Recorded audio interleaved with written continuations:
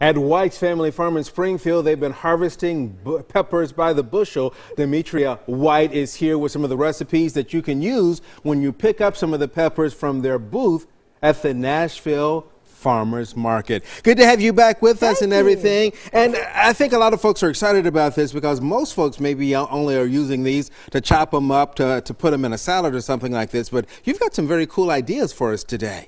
Well, sometimes the banana pepper is kind of overlooked, and it's a good alternative to your jalapeno peppers. Maybe if somebody don't like the heat, you can do some of the same kind of recipes. And one of the ones we're going to do today is just really simple. Okay. First thing you need to do is just cut them open and get that membrane out and the seeds. And then when you place them in the pan, move these just a second here so we can kind of see them when you put them down there. And just in your pan, you just put them really close together, and it's just basically 3 ingredients. That's it? Okay. Yeah. And I've just chosen the smoked sausage. You go ahead, Leila. So you've got, this is smoked, just regular old breakfast smoked sausage. That's it. That's it.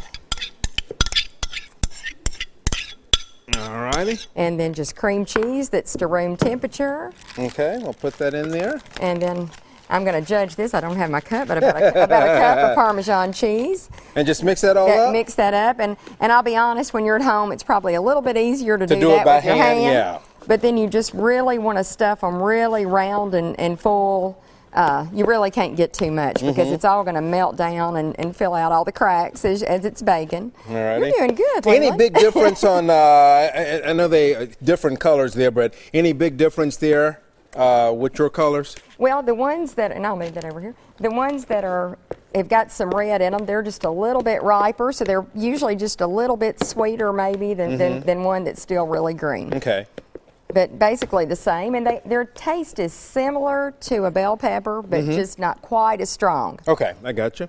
Now, usually we'd probably have this mixed up a little bit more, but for TV purposes here. That's it. And there's no way to do it without using your hand too, but you just really want to stuff them in there really good. And again, in your pan, you would want to put them really close to one another.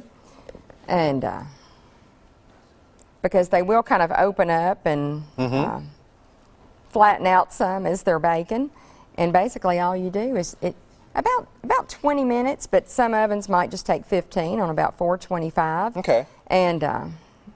And then we've got the finished product over here. That's what it looks like right there. And for folks who may think, you know what, I'm not sure that I necessarily like peppers, when you throw in a little hamburger, sausage meat, a little cream cheese, how can you not help but like them? That's true. That's true. But there is the final product on this one. Now, how long did you put these in the oven? Because we don't need to do it very long. About 20 minutes. But you just kind of open the door of the oven and check when they're about 15. When it gets really bubbly and your cheese starts browning a little on top, they're done. Because your sausage was already done.